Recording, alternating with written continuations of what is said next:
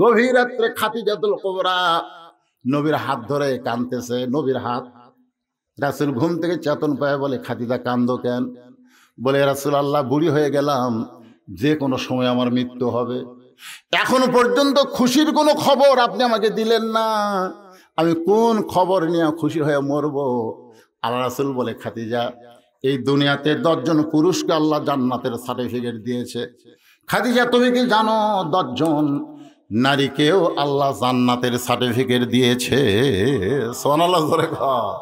খাদিজা বলে, রাসূলুল্লাহ, এতদিন জানতাম শুধু 10 জন পুরুষকে আল্লাহ জান্নাতের সার্টিফিকেট দিয়েছে, আজকে প্রথম শুনলাম 10 জন নারীকেও আল্লাহ জান্নাতের সার্টিফিকেট দিয়েছে। আল্লাহ রাসূল বলে, খাদিজা, পুরুষের মধ্যে 1 নম্বর হলো আবু বকর, আর নারীদের মধ্যে 1 নম্বর হলো খাদিজাতুল কুবরা। পুরুষের যে জান্নাতের 10টা সার্টিফিকেট পাচ্ছে, তার মধ্যে 1 নম্বর কে? আর নারীদের মধ্যে 1 নম্বর খাদিজাতুল কুবরা। মা খাদিজা এত খুশি হয়ে গেছে, চোখের পানি মুছে আনন্দ করতেছে। আল্লাহ রাসূল বলে, খাদিজা, আপনি 1 নম্বর জান্নাতি হয়েছেন, কিন্তু আপনি জান্নাতি নারীদের নেত্রী হবার পারবেন না। আপনি 1 নম্বর জান্নাতি, কিন্তু জান্নাতি নারীদের নেত্রী হবার পারবেন না। খাদিজা চমকে বলে, ইয়া রাসূলুল্লাহ, আমি 1 নম্বর জান্নাতি নারীদের মধ্যে, কিন্তু জান্নাতি নারীদের নেত্রী হবার পারবো না। তাহলে জান্নাতের নেত্রী হবে কোন মহিষী নারী, তার নাম কি? রাসূল বললেন, তার নাম হলো আপনার পেটের সন্তান ফাতেমা তো জোহরা। খাদিজা বলে, রাসূলুল্লাহ, ফাতেমা জানে না, এখনই আপনি পরিবর্তন করেন, ফাতেমা জান্নাতের 1 নম্বর হবে, আর আমি হব জান্নাতি নারীদের নেত্রী। আল্লাহ রাসূল বলে, খাদিজা, ফাতেমা আপনারই মেয়ে, অসুবিধা কি? পুরুষ মানুষ হলে কোনো সমস্যা নাই, কিন্তু নারী হলে অসুবিধা আছে না নাই? আমার বড় মেয়ে মাছের তরকারি পাক করে আমাকে খাবার দিছে, মেয়েটা খেলে আমার চারিধার ঘুরতেছে, আমি বুঝবার পারলাম কিন্তু শুনবি। আমি কইলাম, মা, বাংলাদেশের বহু জায়গায় মাছের তরকারি খাইছি মাকে, তোর হাতের পাক মনে হয় মধুরে। যেই কইছি আর 1 টুকরা তুলে দিছে, তুলে দিয়ে বলতে, আব্বু খান। তাকায় দিয়ে ঘর মা খালি টেপা মাছের মতন মুখ করে আছে। আমি বললাম, কে গো, তোমার কি হলো? বলে, এখন থেকে মেয়ের বাড়ি পার হয়ে যান, আপনার মেয়েই খালি পারে, আমি পারি? আমি বলি, এরা কি জাত রে, মেয়ের প্রশংসা করলে মা বেজার হয়, এই জাতের নাম হলো নারী জাত। জোরে কোন কথা ঠিক কিনা? 1 নারী থাকবে ক্ষমতায়, আর 1 নারী থাকবে জেলখানায়। জোরে কোন কথা ঠিক কিনা? এর খেয়ে এত হিংসা ভাই। খালি বইয়ের কাছে একদিন কত কত করে গল্প করবেন, আল্লাহ যদি আমাকে জান্নাত দেয়, জান্নাতে হুর পাবো, খালি কথা কইয়া দেখেন। পুরুষকে আল্লাহ জান্নাতে হুর দিবি না, এখন দিবি কি দিবি না, খালি বলে দেখেন। আমি একবার কইয়া কি বিপদ, আল্লাহ আমাকে জান্নাতে হুর দিবি। বউ বলতে, হুর কি গো? আমি বললাম, হুর হলো তোমার চাইতে সুন্দরী। যেই কছি তোমার চাইতে সুন্দরী, সাথে সাথেই বালুস হাতের মধ্যে লিয়ে চলে যাচ্ছে। কোথায় যাও? বলে, হুর লিয়া থাকো, আমার কি দরকার? হুর লিয়া থাকো, আমার কি দরকার? তোমাকে ভাত আনতে কে দেয়? কারেন্ট গেলে তোমাকে বাতাস কে করে? হুর করে। মেয়ের এত হিংসুক, বেহেশতের হুরকে ওরা হিংসা করে। বলে কোন কথা ঠিক কিনা? আল্লাহ রাসূল বলে, খাদিজা, আমি হলাম বন্টনকারী, দেওয়ার মালিক হচ্ছে আমার আল্লাহ। তুই যে 1 নম্বর জান্নাতি, এটাও আল্লাহ দিয়েছে। ফাতেমা যে জান্নাতি নারীদের নেত্রী, এটাও আল্লাহর ঘোষণা। এখানে আমার করার কিছু নাই, আমি হলাম বন্টনকারী। ধরে কোন কি কারি? বন্টন বোঝেন না? যাই বাটিয়া দেয়, তাকে বলা হয় বগুড়ার ভাষায় বন্টনকারী। কিন্তু দেওয়ার মালিক তো আমি না, দেওয়ার মালিক কে? সঙ্গে সঙ্গে খাদিজা বললেন, রাসূলুল্লাহ, কোন আমলের কারণে আমাকে বাদ দিয়ে আমার খাদিজা, আমার ফাতেমাকে আল্লাহ জান্নাতি নারীদের নেত্রী বানালো? কারণ সর্বপ্রথম আমি ঈমান গ্রহণ করেছি, আমার যত সম্পদ ছিল আমি সব আল্লাহ রাস্তায় দান করেছি, এরপর আল্লাহ আমারে বাদ দিয়ে আমার ফাতেমার মধ্যে এমন কি যোগ্যতা, যেই যোগ্যতার কারণে আল্লাহ তাকে জান্নাতি নারীদের নেত্রী বানালো। রাসূল বলেন, খাদিজা কোন আমলের কারণে আল্লাহ ফাতেমাকে জান্নাতি নারীদের নেত্রী বানালো? আমি আপনাকে দুইটা প্রশ্ন করব, আপনি খালি উত্তর দিবেন। এক নম্বর প্রশ্ন হলো, আপনি বলেন তো খাদিজা, কত বছর বয়সে আপনি ঈমান গ্রহণ করছেন? কত বছর? খাদিজা বলে, হুজুর আমি 55 বছর বয়সে ঈমান গ্রহণ করছি। আল্লাহ রাসূল বলে, ঈমান গ্রহণ করার আগে আপনি কি ছিলেন? খাদিজা বলতেছে, আমি কাফের ছিলাম। রাসূল বলতেছে, তাহলে 55 বছর আপনি কুফুরে হালে কাটাইছেন। এখন বলেন তো আপনার ফাতেমা কত বছর কুফুরে হালে কাটাইছে?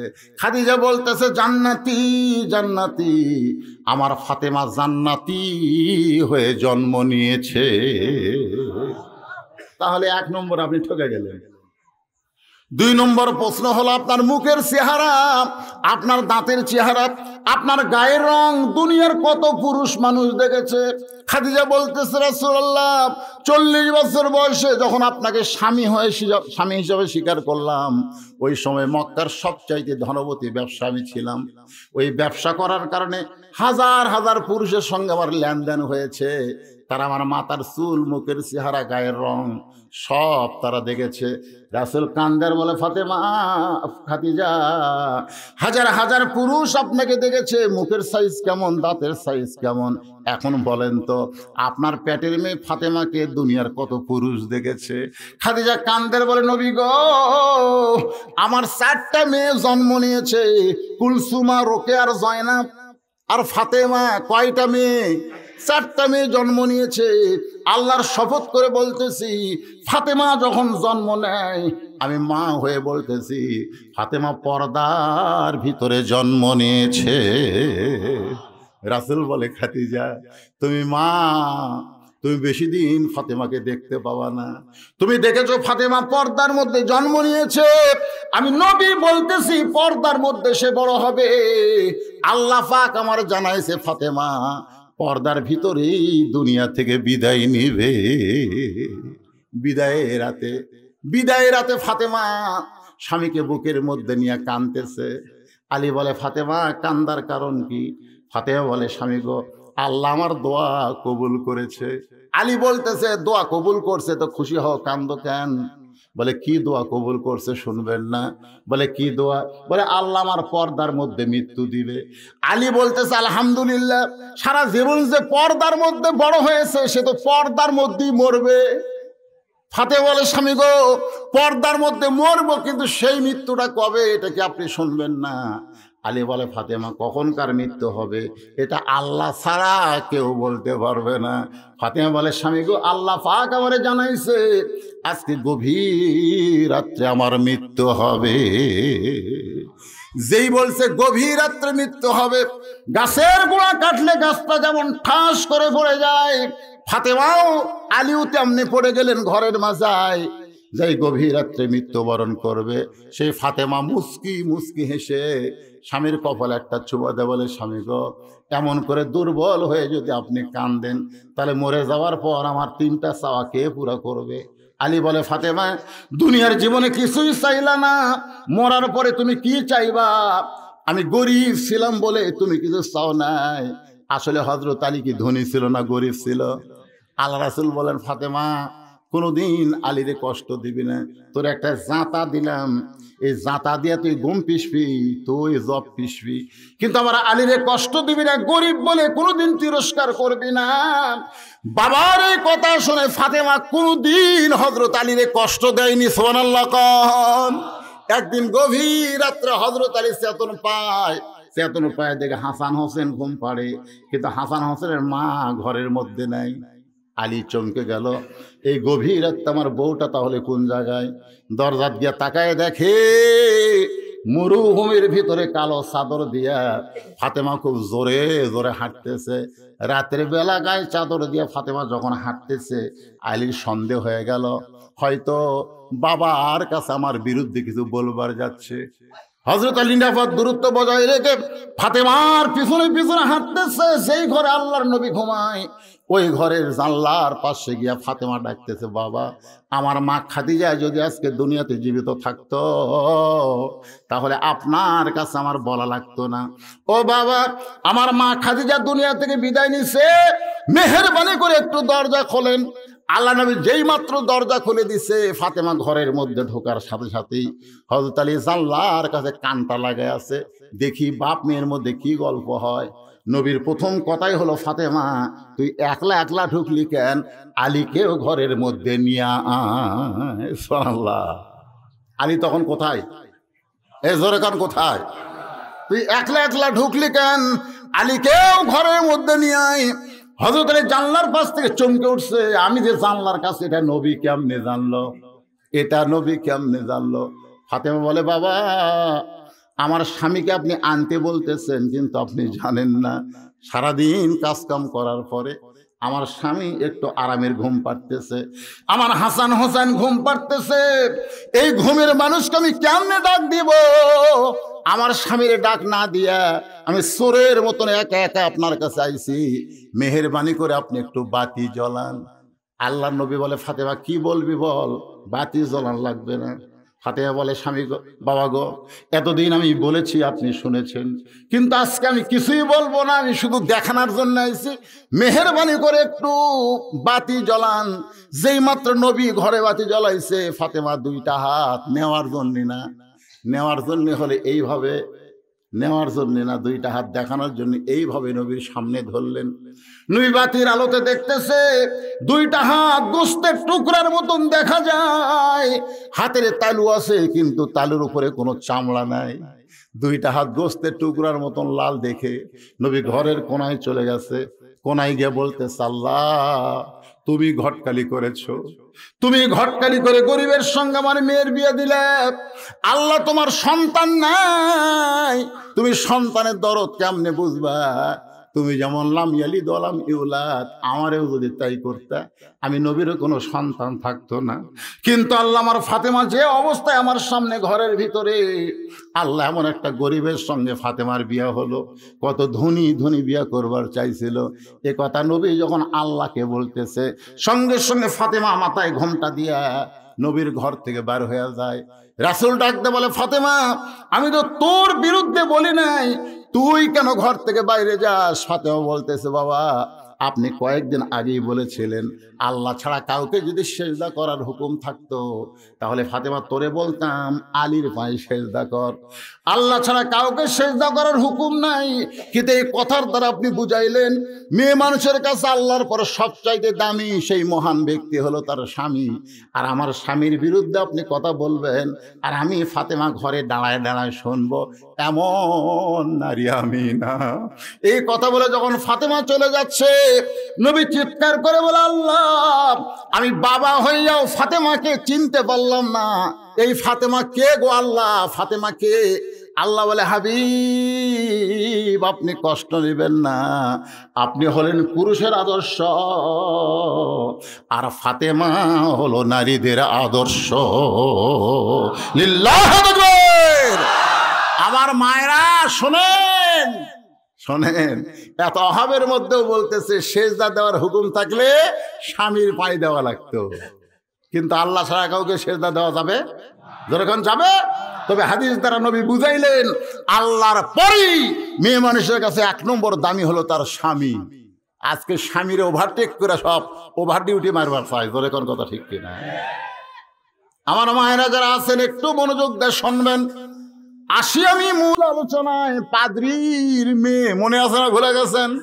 ঘরের মধ্যে বন্দি মুসলমান তাদের যুবক, আর দরজার পাদ্রীর মেয়ে।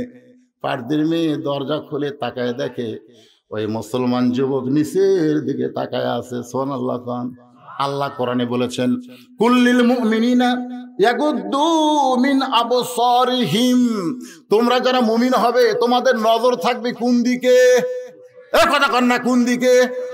রাস্তা দিয়ে যদি কোনো মানুষ ন্যাংটা হয়েও যায়, কোনো মেয়ে যদি বেপরদা হয়ে পরিমণি হয়, তারপরও আপনাকে দেখা চলবে। একবার দেখতে পারবেন, একবার, মানে খুব তাড়াতাড়ি একবার একটু অ্যাঙ্গেলে দেখবে,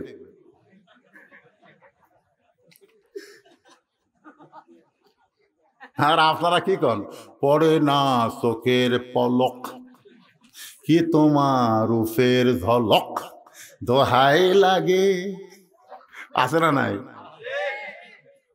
আরে যুবক, হ্যাঁ যুবক, ঘরের মধ্যে পাদ্রীর মেয়ে ঢুকেছে সাইজা গুইজা পরিমণি হইয়া, তাকায় দেখে যুবক নিচের দিকে তাকায় আছে।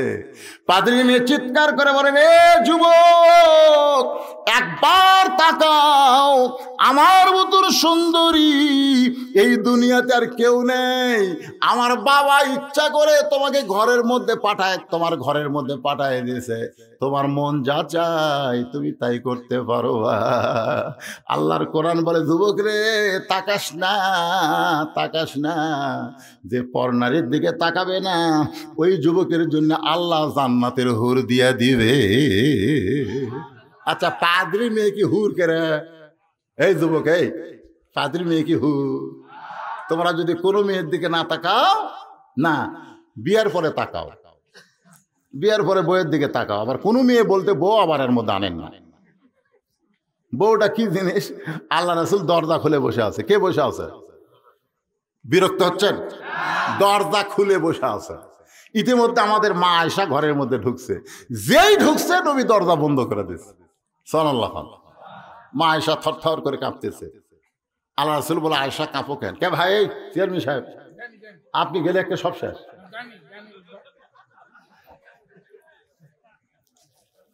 আমাকে বাবা করে কয়, মানে ওনার বাবার নামও আমার নামও দেয়। আমি নিয়ত করছি মার্চে একটা তারিখ আমার বাবাকে দিতে, মার্চে ইনশাআল্লাহ।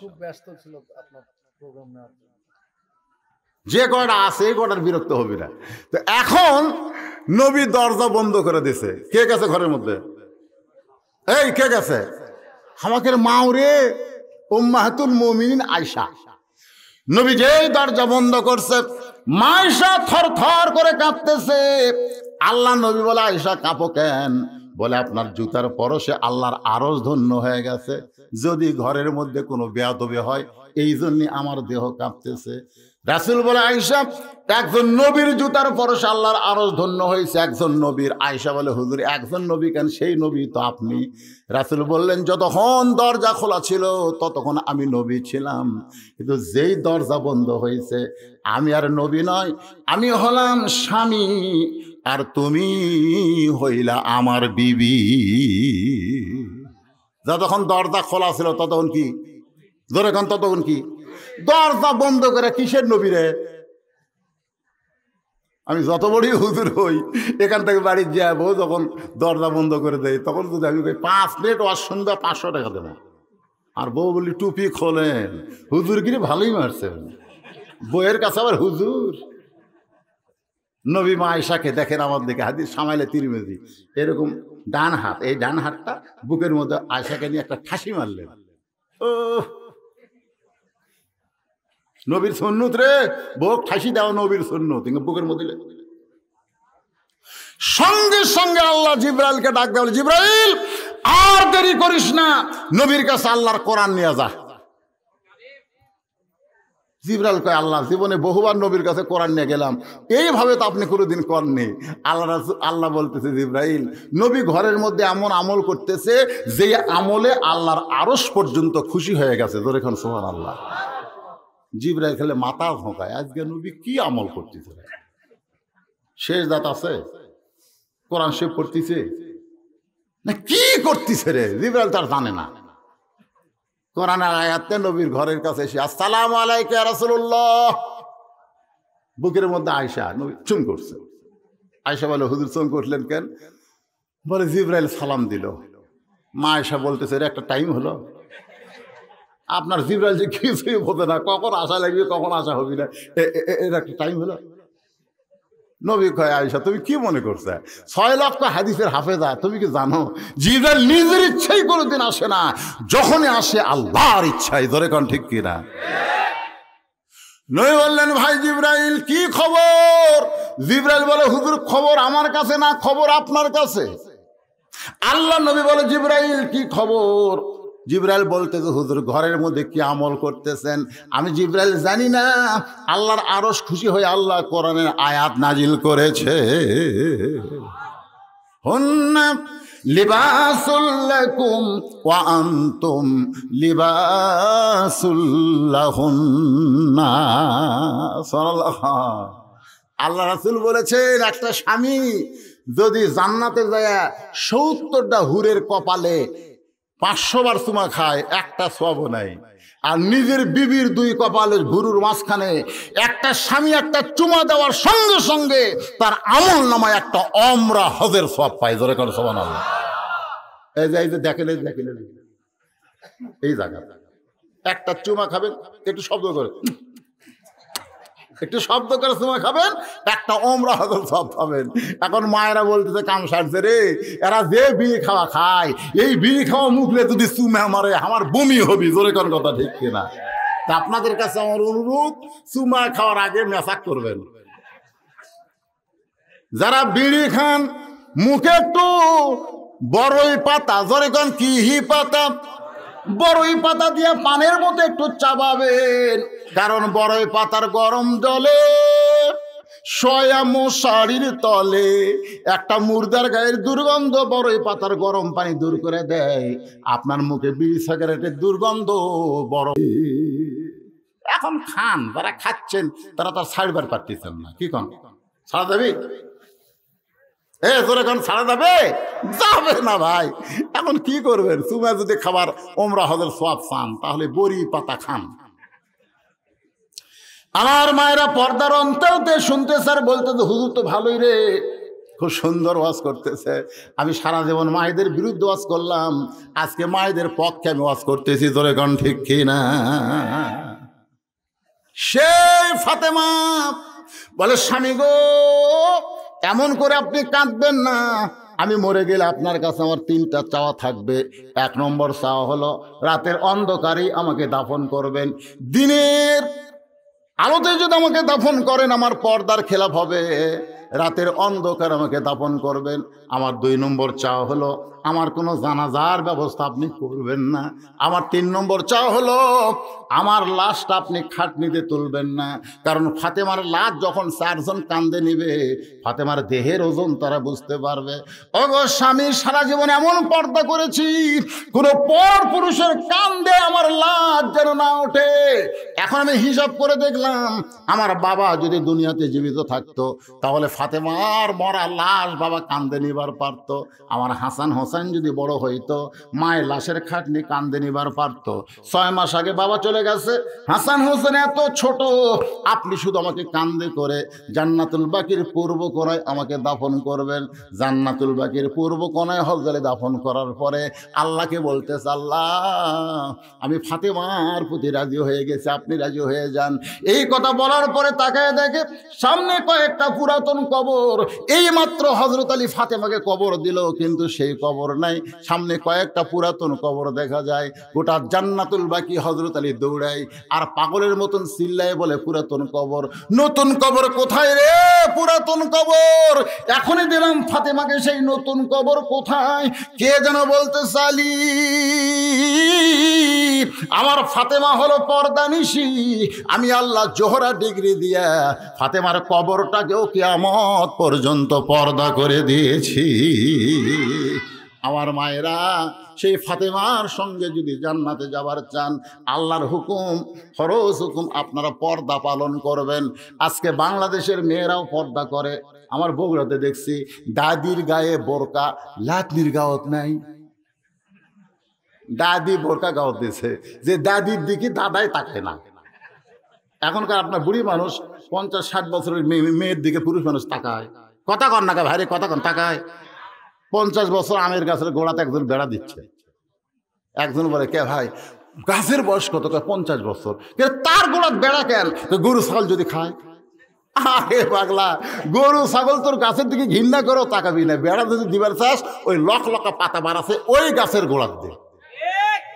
আজকে আমি বলবো, দাদি নানি যদি বোরকা নাও পরে কোনো সমস্যা নাই, একটা বুড়াও বুড়ির দিকে তাকায় না, একটা বুড়াও পর্যন্ত যুবতীর দিকে টস টস করে তাকা থাকে। জোরে কোন কথা ঠিক কিনা?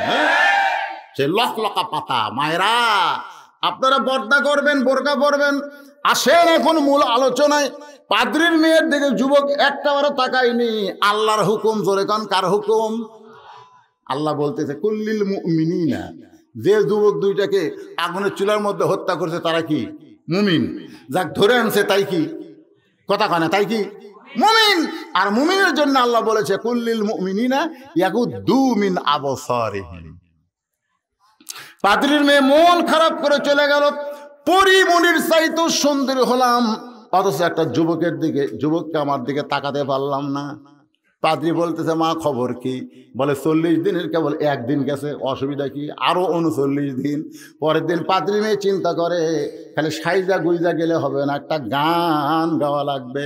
একটা গান যখন শুরু করব তখন যুবক বাধ্য হয়ে ওই গানের তালে আমার দিকে তাকাবে। গান ধরে কোন কি? বন্ধু যখন বউ লইয়া আমার বাড়ির সামনে দিয়া অঙ্গ করে হাঁটা যায়, বুকটায় আমার ফাটিয়া যায়।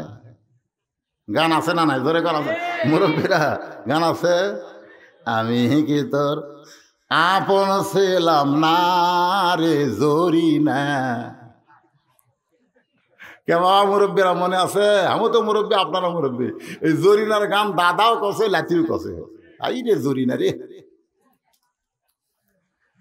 কত গান আছে যে গান দিয়ে যুবকদেরকে নষ্ট করে। এখন পাদ্রীর মেয়ে গান শুরু করেছে ওই যুবকের ঘরে।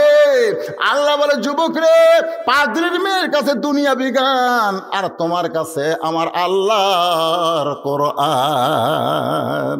আর রহমান পড়েন, আর রহমান আল্লামাল কোরআন খলাকাল ইনসান আল্লামাহুল বায়ান।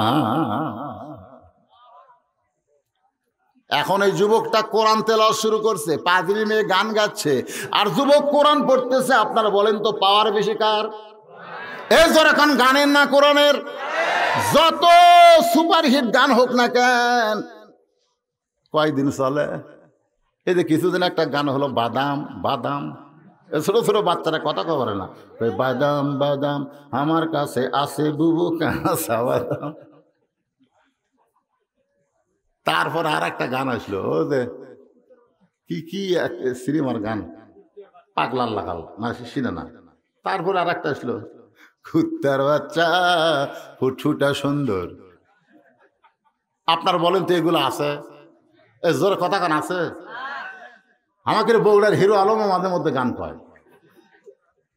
একটা গান খুব বেশি থাকলে 15-20 দিনের উপরে থাকে না, কিন্তু 10 বছর বয়স থেকে 5 ওয়াক্ত নামাজ ধরেছে। এখন লোকটা 60 বছর বয়স হয়ে গেছে। এই 50 বছর ধরে প্রতি রাকাতে সূরা ফাতিহা পড়তেছে। বলেন তো লোকটাকে এত বছর এত রাকাতে সূরা ফাতিহা পড়তেছ, এই ফাতিহা কোনোদিন তোমাকে বিরক্ত লাগছে? যখন বিরক্ত লাগবে। কোরআনের এমন একটা দান, কিয়ামত পর্যন্ত যদি পড়েন তারপরেও তার আকর্ষণ আপনার অন্তর থেকে কমবে না। যখন ঠিক কিনা ভাই? মাদ্রাসার 6 জন ছাত্র মাথায় পাগড়ি দিছে, কিন্তু একটা ছেলে কোরআন তেলাওয়াত করলো। আপনাকে কেমন লাগছে? যখন কেমন লাগছে? বাংলাদেশের কারি আসাদ যখন কোরআন পড়ে, পিং পতন শব্দ হয় না, মানুষগুলো নীরব হয়ে তার কোরআন তেলাওয়াত শোনে। এত সুন্দর আকর্ষণ আল্লাহ আমার কোরআনের মধ্যে দান করেছে। মেয়েটার গান গাইয়া যখন যুবককে পাগল করতে পারলো না, এবার মেয়েটা ঘরের মধ্যে ঢুকে খালি গান শুরু করতেই যুবক কোরআন তেলাওয়াত করে। মেয়েটা চুপটি করে এসে ওই যুবকের পিছনে বসে, যুবক কোরআন তেলাওয়াত করে আর মেয়েটা কোরআন তেলাওয়াত শোনে। শুনতে শুনতে 30 দিন হয়ে গেছে। জোরে গান কয়দিন? আর হাতে আছে কয়দিন? 40 দিনের মধ্যে 30 দিন হয়ে গেল। পাদ্রী বলে মা 40 দিনের সময় নিয়ে চলে আসছে মা, 30টা দিন চলে গেল, এখন পর্যন্ত যুবককে তুই বিয়া সাইজ করতে পারলি না। মেয়েটা চোখের পানি বের করে মনে মনে কয় বাবা, ওই যুবককে আমি বিয়া সাইজ করতে পারি না, বরং যুবক আমাকে সাইজ করেছে। কিন্তু বলতেছে না তো এখনো কয়দিন? জোরে বলেন কয়দিন? 31 দিনের মাথায় 31 দিনে মেয়েটা পিছন থেকে বলতেছে, যুবক, ও যুবক, তোমাকে নষ্ট করার জন্যে রোম সম্রাট কাইসারের কাছে আমার বাবা ওয়াদাবদ্ধ হয়েছে, 40 দিনের মধ্যেই তোমাকে চরিত্রহীন করতে হবে। কিন্তু যুবক রে, তোমার কাছে এমন একটা পাওয়ার আছে, যে পাওয়ারের আলোতে আমি পাদ্রীর মেয়ে পাগলি হয়ে তোমার তেলাওয়াত শুনে মুগ্ন হয়ে গেলাম। রে যুবক, যুবক রে, আমার দিকে তাকাতে হবে না, বরং যে তোমাকে পাগল করলো সে আল্লাহকে স্বীকার করার কলেমা তুমি আমারে পড়ায় দাও। এবার যুবক ওই মেয়েটার সামনে উচ্চারণ করলেন, লা ইলাহা ইল্লাল্লাহু মুহাম্মাদুর রাসূলুল্লাহ। মেয়েটা ঈমান গ্রহণ করলো। যুবককে বলে, যুবক রে, আর মাত্র 9 দিন আছে, এই 9 দিন পরে আমার বাবাকেও রোম সম্রাট হত্যা করবে, আমাকেও হত্যা করবে, তোমাকেও হত্যা করবে। যুবক রে, তাই হত্যা না হয়ে আমরা হিজরত করি, আমরা রোম থেকে অন্য কোনো দেশে পালায়া যাই। যুবক চিল্লায় বলতেছে, রে মেয়ে, মুসলমান পলানোর জাত না, মুসলমান হয় শহীদ। জোরে কোন কথা ঠিক কি না? আমার 2 ভাই আগুনের চুলার মধ্য দিয়া জান্নাতে গেছে, আমিও জান্নাতে যাবার চাই।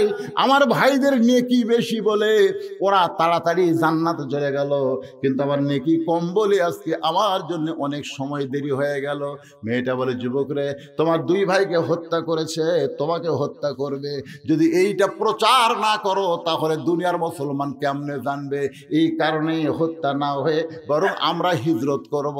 এবার যুবক আর যুবতী ঘোড়ার পিঠে চড়ে হিজরত করতেছে রোম থেকে অন্য মুসলমানের দেশে। এমন সময় পিছন দিক থেকে 2 ভাই মা আহাদান ইয়াদখুলুল জান্নাতা ইহুব্বি আইয়ারজি ইলাদ দুনিয়া ওয়ালা হুম আলাল আরদি মিন শাইইন ইল্লা শাহীদুন ইয়াতামান্না আইয়ারজি ইলাদ দুনিয়া ফায়াক্তাল আশারা মাররাতান। জোরে গান সুবহানাল্লাহ। লিমা ইয়ারা মিনাল কারামাতি রাওয়াহুল বুখারী কিতাবুল মাগাজি। ওই 2 ভাই, যে 2 ভাইকে আগুনের চুলার মধ্যে হত্যা করা হয়েছে, ওই 2 ভাই পিছন দিক থেকে ঘোড়ার পিঠে চলে আসতেছে আর ডাকতেছে, আব্দুল্লাহ রে। যুবকের নাম হলো আব্দুল্লাহ। আব্দুল্লাহ, কোথায় যাস? একটু থাম। যুবক চিন্তা করে, যে 2 ভাইকে আগুনের চুলার মধ্যে হত্যা করলো এদেরই তো কণ্ঠ শোনা যায়। তাকায় দেখে ওই 2 ভাই জান্নাতি ঘোড়ার পিঠে চড়ে বসে আছে। রে আব্দুল্লাহ, একটা অপরিচিত মুসলমান হয়ে গেছে, তাকে নিয়ে তুই কোথায় যাবি? আল্লাহ আমাদেরকে জান্নাত থেকে পাঠিয়ে দিয়েছে। বলতেছে, ভাই তোমাদের 2 জনের কাছে জান্নাত কেমন লাগতেছে?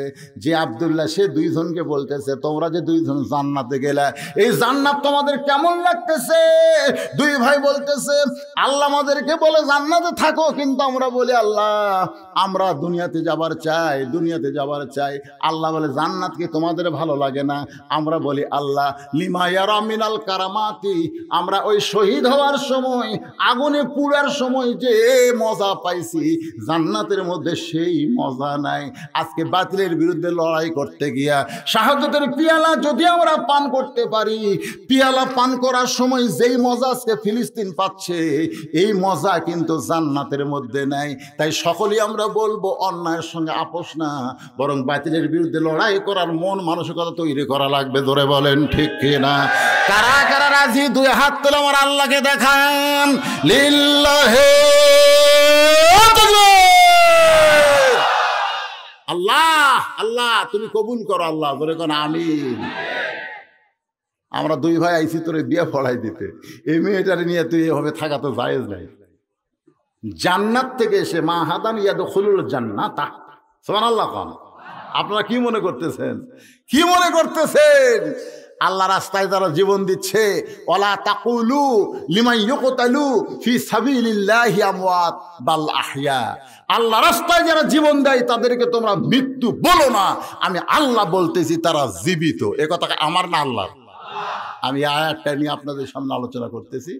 সামান্য কিছু আলোচনা বাকি আছে, আলোচনা সমাপ্ত করব। তার আগ দিয়ে ভাই, এটা আপনার জুলুম হবে না। এই মাদ্রাসায় যে কয়টা ছাত্র আছে, কয়জন? 52 জন ছাত্র এই মাদ্রাসায় লেখাপড়া করে, 52 জন। যারা গেছে গেছে, যে কয়েকজন আপনারা আছেন, আপনাদের মধ্য থেকে 52 জন ব্যক্তিকে 52টা কোরআন শরীফ এই মাদ্রাসায় দান করা লাগবে।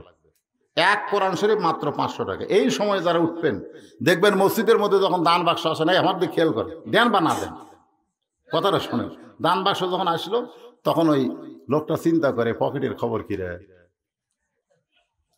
মিন শারিল ওয়াসওয়াসিল খান্নাস, শয়তান বলতেছে 500 আছে, 200 আছে, 100 আছে, 10 টাকা নাই, ঠেলা মার। মানে 500, 200, 100 আছে, 10 টাকা নাই, এমন ধরে ঠেলা মারছে। 3 জন পার হয়ে দান বাক্স গেছে। যারা পার হয়ে গেছে ওরা বলতেছে দেখলে তোর হাতত পাওয়ার আছে রে। আর কান্দের শয়তান বলতেছে আল্লাহ, এই শয়তানের কান্দ তার থাকবো না। আল্লাহ কেন থাকবি না? না, যে তোমার ঘরের দান বাক্স ঠেলা মারে ই মানুষ। তা আপনাদের যাদের কাছে 500 টাকা আছে তাদের কাছে আমার দাবি, এই মাদ্রাসা একটা কোরআন শরীফ বাবদ 500 টাকা দিবেন। একটা কোরআন শরীফ দান করার সওয়াব আল্লাহ আপনাকে দিবে। আপনার বাপ মা যদি কবরে যায়, বাপ মার কবরে আল্লাহ দান করবে। মাত্র 52টা কোরআন দেওয়া লাগবে এতগুলো মানুষের মধ্যে। ভাই যারা দিবেন না বসে থাকবেন, অসুবিধা নেই, আপনি দিয়েন না তো বসে থাকেন। আপনার একজন ওটা থেকে যদি এখন কেউ ওঠে, যে লোকটা প্রথম উঠলো সমস্ত লোক ওটার পাপ আল্লাহর কান্দর দিবে। তুই উঠলো কেন? এবং যে লোকটা প্রথম উঠলো ওই লোকটা 1-8 মাসের মধ্যেই প্যারালাইসিস হবে। জোরে কোন কি লাইসিস? হ্যাঁ, যে আমার নবীর ঘর কোরআনে মাদ্রাসায় হুজুর একটা কোরআন শরীফ আছে, তুই দিবার পারিস নি, বসে থাক, উঠিস করে। তুই দিবার পারিস নি, তোর পাশের লোকটা হয়তো দিবে। মাত্র 52টা লাগবে, 52টা লাগবে। তার মধ্যে একটা এসে ধরে আছে, এটা কেউ নাই করে। মাত্র 52টা। কেউ যদি মনে করে হুজুর আমি একলাই 5টা দেবো, দেন, একলাই 10টা দেবো, দেন, অসুবিধা কি? মাশাআল্লাহ, একসাথে 2টা এসে গেছে। আল্লাহ 2টা কোরআন বাবদ 500, 1000 টাকা। আর একটা কোরআন বাবদ আর একটা 4টা কোরআন পাওয়া গেছে। 52টার মধ্যে 4টা পাওয়া গেল। দেরি করেন না, আল্লাহ নবীর ঘরে একটা কোরআন শরীফ দিবেন, বাচ্চারা কোরআন পড়বে। আপনি কোরআন দেওয়ার পারলে না, কোরআন বাবদ 500 টাকা দিবেন। আল্লাহ আর একজন কোরআন বাবদ 500 টাকা দান করেছে। এ জায়গায় টাকা ঠিক হয়ে গেছে, আরও 4-5টা কোরআন চলে আসছে। মাশাআল্লাহ, আরও একটা কোরআন শরীফ পাওয়া গেল। আল্লাহ তোমার বান্দারা তোমার নবীর মাদ্রাসা কোরআনকে মহব্বত করে 500 টাকা দেয়, একটা কোরআন দানের সওয়াব তুমি তাদেরকে দিয়ে দিও। তাদের বাপ মা যদি কবরে যায়, মাশাআল্লাহ, আবার 2টা কোরআন শরীফ পাওয়া গেছে, আবার 2টা কোরআন, আবার একটা কোরআন শরীফ পাওয়া গেছে। আল্লাহ এই যে 2টা পাওয়া গেছে, আল্লাহ আবার মাশাআল্লাহ একসঙ্গে 5টা 4টা কোরআন শরীফ আল্লাহ করলো দান। একজন ওঠেন না ভাই, অনুরোধ করতেছি রে, ওঠেন না, ওঠেন না। যারা কোরআন শরীফ দিবেন তারা খালি ওঠেন। এই সাইডে কে যায় থাকে, কে যায়? আশ্চর্য রে বাবা, টাকা দেওয়ার জন্য এরা পাগলা আর যাওয়ার জন্য পাগলা। কুটি যাবি বাবা? বাড়ির যাবি? বাড়ির যাওয়ার আগে অনেক লোক হাসপাতালে গেছে, তোর কথা কর না কেন? যায়নি, খালি তড়ি ঘড়ি করে বাড়ির দিকে যাবি। এমন একটা অ্যাক্সিডেন্ট হবে বাড়ির যাওয়ার আগে, আল্লাহ হাসপাতালও দিয়ে দেবে। চ হাসপাতাল, চ বাড়ির যাবো। কি যায়নি হাসপাতাল, যায়নি, কথা কর না কেন? মাশাআল্লাহ, টাকার ঠিক হয়ে গেছে। আল্লাহ একসঙ্গে অনেকগুলো কোরআন শরীফ করছে, তাই না? একসঙ্গে 4টা কোরআন শরীফ, 5টা কোরআন শরীফ, আর একটা কোরআন শরীফ, আর একটা কোরআন শরীফ। আমি মাত্র 52টা চাইছিলাম। চেয়ারম্যান কি ঘুম পাচ্ছিস নাকি ভাই? যে বাবজান আপনি এই করা কি ঘুমেন তো বাবজান? আমার চেয়ারম্যান সাহেব আসছেন? না না, ঘুম পাচ্ছিস যারা, দেন আপনি খালি গোনেন 52টা হলো কিনা। বাবা, বাবা, আমার বাবা, বেটা গোনো বাবা, খালি 52টা হলো কিনা দেখো। আল্লাহ আর একজন কোরআন বাবদ 500 টাকা দান করেছে, আর 2 জন কোরআন বাবদ 500, আর একজন কোরআন শরীফ বাবদ 500 টাকা। কি করেন আপনার ইউনিয়ন পরিষদের চেয়ারম্যান? মানে কি আপনাকে চেয়ারম্যান না খাদেম? এ কথা কন না কেন? আজকে মাদ্রাসার কোরআন শরীফ বাবদ আমি গুনবে করছি, তাকে অপমান করা হয়নি। তার পক্ষ থেকে একজন গুনতেছে, অসুবিধা কি? হাসতেছেন। আমি টাকা গুনবে করছি, কোরআন শরীফ রে 500 টাকা মানে 1 টাকার কোরআন। 52টা চাষি, 53টা নেওয়া যাবে না। যতই দিবার চান লেওয়া যাবি না। আবার 500 টাকা বাবদ একটা কোরআন, আবার 1000 টাকা 2টা কোরআন করছে দান। আল্লাহ দানকে কবুল করেন, আল্লাহুম্মা আমিন। দেন দেন দেন দেন, যারা দিবেন। আমার মা বোনেরা তো দেওয়ার জন্য লাফালাফি করতেছে, কিন্তু যায় কে? মা বোনদের কাছে কেউ আছে? বলছি তো, ও মহিলা, ও মায়েরা, আপনার যারা মায়েদের মধ্যে আছেন, বাপ মা মারা গেছে, বাপ মা রুহের মাগফিরাতে একটা কোরআন শরীফ দিবেন। আল্লাহ লিল্লাহে তাকবীর। 4 কোরআন শরীফ বাবদ 2000 টাকা দান করেছে। আল্লাহ দানকে কবুল করেন, আল্লাহুম্মা আমিন। আর একজন কোরআন শরীফ বাবদ 500 টাকা দান করছে, আল্লাহ কবুল করেন। জি, আমার ওসি সাহেব মহোদয় 20টা কোরআন শরীফের দান। লিল্লাহে তাকবীর। সম্মানিত ওসি সাহেব 20 কোরআন করে বলেন মারহাবা। আমি এত বোকা, একটা করে চাইছি রে। আল্লাহ কয় তোর মতন বোকা বক্তাইটি চলবে না, একটা চাইছি। আর আমার ওসি স্যার 20টা কোরআন শরীফ বাবদ 10,000 টাকা ধরে ওখানে মারহাবা। আমি কিন্তু 20টা কোরআন শরীফ চাইনি, কোরআন বাবদ 500।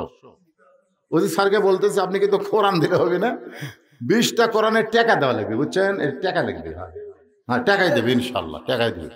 অনেকে আর 200 টাকা করে কোরআন শরীফ কিনবে, ওলা কোরআন শরীফ হাফেজ মাসার চলবে? হাফেজ মাসার কোরআন আলাদা করে ছাপানো হয়েছে, আলাদা করে বাইন্ডিং করা হবে। জি না হসে কে বাপ, তোমার এই হিসাবে 52টা হয়নি? হয়ে গেছে?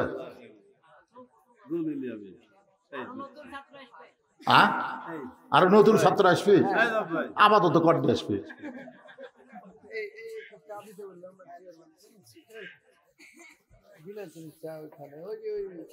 সবাই জিকির করি লা ইলাহা। ওটা না, ওটা না, সবাই বসেন, বাকি ওয়াজটা শুনে আমরা একসঙ্গে মোনাজাত করব। ভাই মোনাজাত হলো মাথা রে, মাথা মাথা। মাথায় যদি না থাকে দেহ দেখে চিনবি।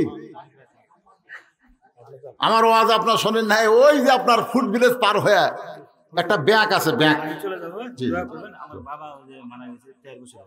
4 বছর।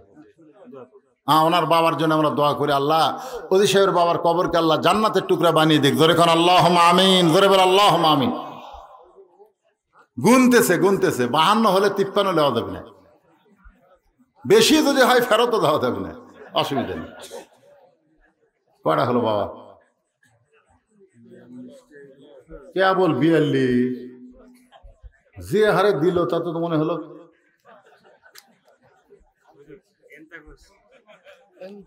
ঘোষ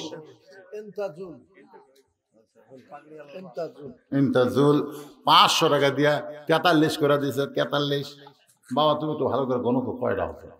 এই ভুল গুনলো নাকি? 4টা। ও ওখানে 4টা না, না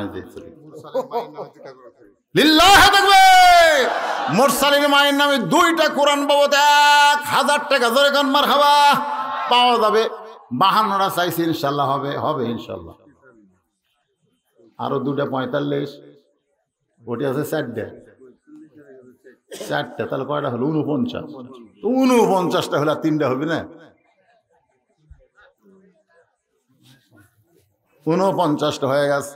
সকলে আস্তাগফিরুল্লাহ পড়েন, আস্তাগফিরুল্লাহ পড়েন। বাবা যারা দাঁড়ায় আছে বসো, সোনার স্থানে বসো, ঘন্টার পর ঘন্টা দাঁড়িয়ে থেকে বসুন। এখন একটু মোনাজাতটা বসে দেখা করো, বসো সবাই বসো। আস্তাগফিরুল্লাহ আল্লাযী লা ইলাহা ইল্লা হুয়াল হাইয়ুল কাইয়্যুম। এখানে কারো নাম বলা হচ্ছে না। 50 টাকা 500 টাকা দিয়েছে কোরআন শরীফ বাবদ, হয়ে গেছে 50টা। 50। আগামীকাল সবাই বলবে কে কয়টা চাইছিল, 52টা হলো কয়টা 50। আমি থাকলে একলাই 2টা দিন হবে, এই কথা কিন্তু বলবে। মাশাআল্লাহ, আরেকটা পাওয়া গেছে, আরেকটা পাওয়া গেছে। আর মাত্র একটা। কিরিন না 600 দিছে, 100 ফেরত দিবে? আচ্ছা ঠিক আছে। আর মাত্র একটা কোরআন শরীফ, তাহলে 52টা হয়ে যায়। আল্লাহ তোমার পাগলেরা এত রাত পর্যন্ত শুনলো, আবার তোমার নবীর এতিম মাদ্রাসায় কোরআন বাবদ টাকা দিয়ে দিল। আল্লাহ পৃথিবীর সর্বশ্রেষ্ঠ দান, আল্লাহ নবীর ঘরে এতিমদের হাতে আল্লাহর একটা কোরআন। লিল্লাহি তাকবীর। আতিকুল নামে একজন পাগল একটা দিয়ে 52 শেষ, 52 ঘর শেষ। মেয়েদের ওখান থেকে টাকা আনা খুবই কঠিন। কারণ যদি আমার মা বোনদের বলবো, খবরদার অপরিচিত ছেলেদেরকে টাকা দিবেন না, ওরা কিন্তু টাকা নিয়ে আর এক জায়গায় দৌড় দিবি। তোর ঠিক কিনা? কি কর আপনি লোক ছাড়া কত টাকা? ওলা বাকি যেগুলো সেটা তো অধিক সাহেবটা ধরলে ওটা বহু হয়ে যাবে। আর একজন 4টা কোরআন শরীফ লগত আর একটা ভাই 53 হয়ে গেছে। 53। আপনাদের মধ্যে চাদর টাদর দিয়ে আদায় করছেন, গামছা মাশাআল্লাহ সব আদায় শেষ কমপ্লিট। তারপর আপনারা এতগুলো কোরআন শরীফ দিলেন। বাপ মার জন্য, দাদা দাদির জন্য, গোরস্থানে অনেক মায়াত আছে, সকলের জন্য। প্রধান অতিথি, বিশেষ অতিথি চেয়ারম্যান সাহেবের জন্য, বাপজানের জন্য প্রাণ খুলে আমরা দোয়া করব। সবাই সবার জন্য দোয়া করার দরকার আছে। আল্লাহুম্মা আমিন। আল্লাহুম্মা আনতাস সালাম ওয়া মিনকাস সালাম তাবারাকতা ইয়া যাল জালালি ওয়াল ইকরাম। আয় আল্লাহ তাআলা, সেই মাগরিবের নামাজের পর থেকে এই গভীর রাত পর্যন্ত তোমার পাগল বান্দারা আরামের বাড়ি ঘুমকে বাদ দিয়া কোরআন হাদিসের মহব্বত কলিজার মধ্যে নিয়া এই জান্নাতের বাগানে বসে বসে কোরআন হাদিস আলোচনা শোনার শেষে আমি গুনাহগারের সঙ্গে রহমতের দরজায় ফকির হয়ে দোকানা হাত তুলেছি। মেহেরবানি করে আজকের মাহফিল আমাদের সকলের হেদায়েতের জন্য, নাজাতের জন্য, জান্নাতের জন্য কবুল করো। এই মাহফিলের শুরু থেকে শেষ পর্যন্ত যত আলোচনা হয়েছে আল্লাহ, এর মধ্যে যদি ত্রুটি হয়, ভুল হয়, মাফ করে দাও। এর যা হাদিয়া মঞ্জুর করো। সোনার মদিনায় নবী পাকের রওজা মোবারকে আল্লাহ কবুল করে নাও। তামাম আম্বিয়ায়ে কেরাম, আসহাবে কেরাম, উম্মাহাতুল মুমিনিন, জান্নাতুল বাকি, জান্নাতুল মাওয়া সহ পৃথিবীর যত গোরস্থানে যত মুর্দা শুয়ে আছে আল্লাহ মেহেরবানি করে আমরা মাহফিল করতেছি। পাশি গোরস্থান, একটা গণগোরস্থান, একটা পারিবারিক গোরস্থান। আল্লাহ কবরে যারা শুয়ে আছে তাদের সকলের কবরকে জান্নাতের টুকরা বানিয়ে দাও। আয় আল্লাহ তাআলা, আমরা যারা হাত তুলেছি, আমার চেয়ারম্যান সাহেবের বাবার নাম, আমার নাম, আল্লাহ আমার ভাইজানের কবরকে জান্নাতের টুকরা বানিয়ে দাও।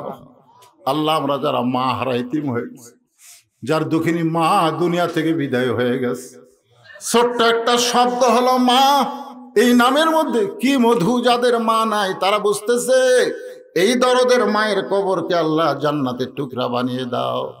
আল্লাহ আমি সহ আমরা যারা বাবা হারা ইতিম হয়ে গেছি, আল্লাহ মেহেরবানি করে বাবার কবরকে জান্নাতের টুকরা বানিয়ে দাও। আল্লাহ আজকের মাহফিলের সম্মানিত সভাপতিকে আল্লাহ তুমি কবুল করো। দীর্ঘদিন তার বাবা সভাপতি ছিল, বাবা চলে গেছে বিদায় হয়ে, সন্তানের উপর দায়িত্ব পড়ে গেছে। আল্লাহ সভাপতির বাবার কবরকে জান্নাতের টুকরা বানিয়ে দাও। আল্লাহ আজকের মাহফিলের সম্মানিত প্রধান অতিথি আসতে পারে নাই, তার পক্ষে আমার চেয়ারম্যান বাবাজি প্রধান অতিথির আসন অলঙ্কিত করেছে। আল্লাহ দীর্ঘদিন প্রায় 26টা বছর হলে জনগণের খাদিম হয়ে আছে। আল্লাহ আল্লাহ এত সুন্দর খেদমত করতেছে, যার কারণে বারবার জনগণ তাকে চায়। আল্লাহ ওমর ফারুক রাদিয়াল্লাহর মতো নেতা হিসেবে আমার বাবাজিকে কবুল করে নাও। আল্লাহ আল্লাহ শারীরিক সুস্থতা দিও। আমি বাবাজিকে বললাম, বাজান তাড়াতাড়ি হজ করেন, সামনে ইনশাল্লাহ হজে যাওয়ার নিয়ত করেছে। আল্লাহ তার নেক নিয়ত নেক আশা কবুল করো। তার পরিবারের সবাই হাজি, ইনশাল্লাহ তিনিও হজে যাবেন। সবাই দোয়া করেন আল্লাহ কবুল করুক, ধরে কানা আমিন। আয় আল্লাহ কে কোন নিয়ত করে হাত তুলেছে, আল্লাহ সকলের নেক আশা নেক নিয়তকে আল্লাহ আপনি কবুল করেন। আল্লাহ আমার মা বোনেরা পর্দার অন্তরালে বসে বাস শুনেছে, আল্লাহ আবিদা সালিহা পর্দারশি কবুল করে মা ফাতেমার চরিত্র দান করেন। আল্লাহ আমি অসুস্থ, আমার মতো যারা অসুস্থ অবস্থায় হাত তুলেছে, আল্লাহ সবাইকে সুস্থতার নিয়ামত দান করে দাও। আল্লাহ আয় আল্লাহ আল্লাহ গোটা বিশ্বের মুসলমানকে হেফাজত করো। আল্লাহ খাস করে ফিলিস্তিনের মুসলমান, আল্লাহ তোমার ঘর রক্ষা করার জন্য যুদ্ধ করছে। আল্লাহ হাসপাতালে পর্যন্ত ওরা গুলি করেছে, ছোট ছোট বাচ্চারা দুনিয়া থেকে বিদায়। আল্লাহ তুমি সব দেখতেছো, আল্লাহ সমস্ত ক্ষমতার মালিক তুমি। আল্লাহ আল্লাহ মুসলমানের ইমানের শক্তি বাড়ায় দাও, তোমার ঘরকে তুমি হেফাজত করো। আল্লাহ আর বাংলাদেশের প্রতি খাস রহমত নাজিল করো। আল্লাহ খাস করে অত্র রাজশাহীর অঞ্চলে আল্লাহ রহমত বরকতের দরজা খুলে দাও। 4 তারিখে মাহফিল হওয়ার কথা ছিল, তুমি বৃষ্টি দিয়েছিলে, মাহফিল হয়নি। সেই মাহফিলটা আজকে 20 তারিখে হলো। আল্লাহ মেহেরবানি করে আল্লাহ মাহফিলকে আমাদের সকলার হেদায়েতের জন্য, যুবকদেরকে 5 ওয়াক্ত নামাজের জন্য মাহফিলকে আল্লাহ তুমি কবুল করে নাও। সুবহান রাব্বিকা রাব্বিল ইজ্জাতি আম্মা ইয়াসিফুন ওয়া সালামুন আলাল মুরসালিন আলহামদুলিল্লাহি রাব্বিল আলামিন। লা ইলাহা ইল্লাল্লাহু মুহাম্মাদুর রাসূলুল্লাহ। আর এক ভাই দুইটা কোরআন বাবদ 1000